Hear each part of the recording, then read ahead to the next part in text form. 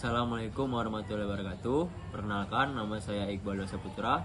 Saya mahasiswa Fakultas Hukum Universitas Jambi dengan NIM B1A12328. Di sini saya akan mereview hasil resume dari jurnal yang telah saya cari, yaitu tentang Transborder as Pollution dalam Perspektif Hukum Lingkungan Internasional oleh Pak Akbar Kurnia Putra. Pendahuluannya, permasalahan asap kebakaran hutan di Indonesia merupakan permasalahan yang pelik.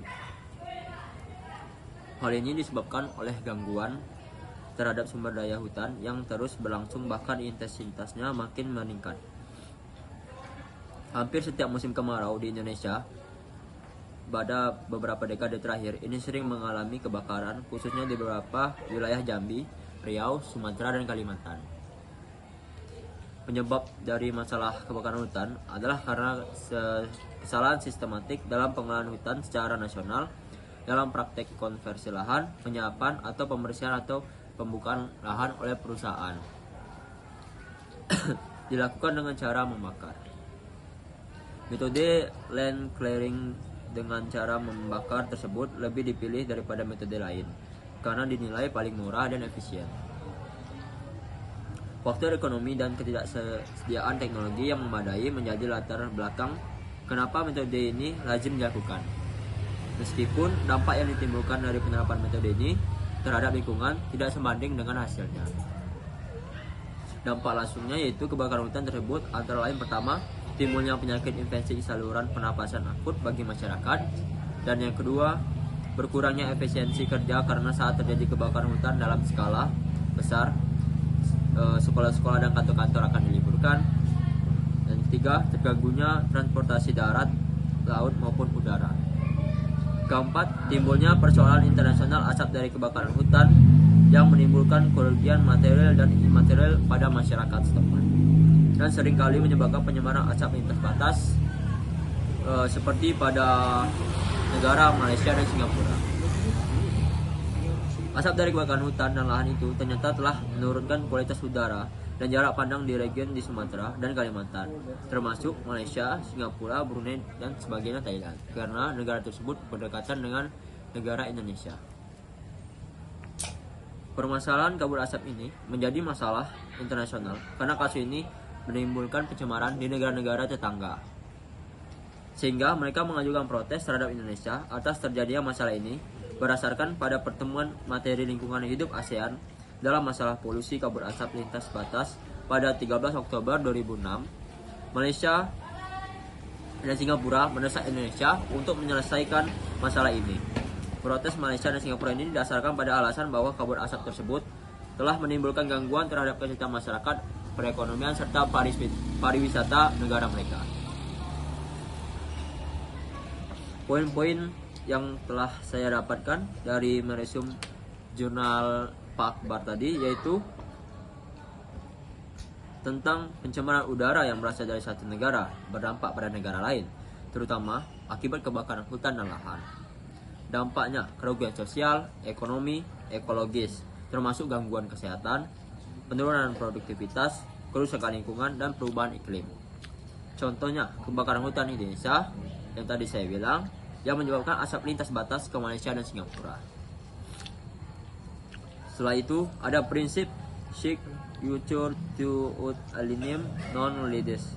Negara dilarang melakukan untuk mengizinkan kegiatan yang merugikan negara lain. Dan juga ada prinsip Good Neighborliness. Negara memiliki kewajiban untuk menjaga hubungan baik dengan negara tetangga.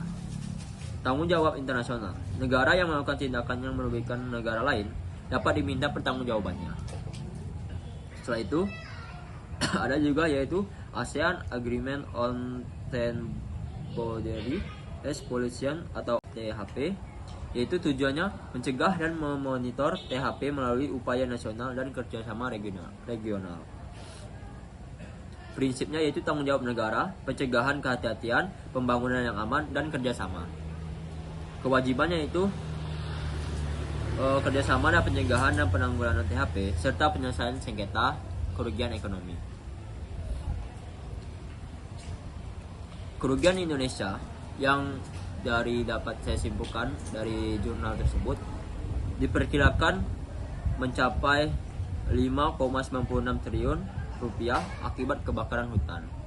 Kerugian Singapura dan Malaysia yang signifikan di sektor industri dan pariwisata. Untuk keterlibatan Indonesia belum meratifikasi AATHP. Hal ini menghambat upaya kerjasama regional dan menimbulkan tekanan politik. Upaya nasionalnya yaitu Indonesia telah melakukan upaya pencegahan dan penanggulangan kebakaran hutan, namun masih menghadapi kendala. Untuk permintaan maafnya, yang waktu itu masih dipimpin negara Indonesia masih dipimpin oleh Bapak Presiden Susilo Bambang Yudhoyono, telah meminta maaf kepada Malaysia dan Singapura atas dampak asap. Dari penutup yang saya dapat dari resume jurnal tersebut, yaitu dalam hukum internasional, penanggung-jawaban negara timbul dalam hal negara yang bersangkutan merugikan negara lain dan dibatasi hanya terhadap perbuatan yang melanggar hukum internasional. Bila dilihat, sebenarnya Indonesia telah melakukan segala upaya yang mampu dilakukan untuk mencegah dan menanggulangi polusi asap akibat kebakaran hutan.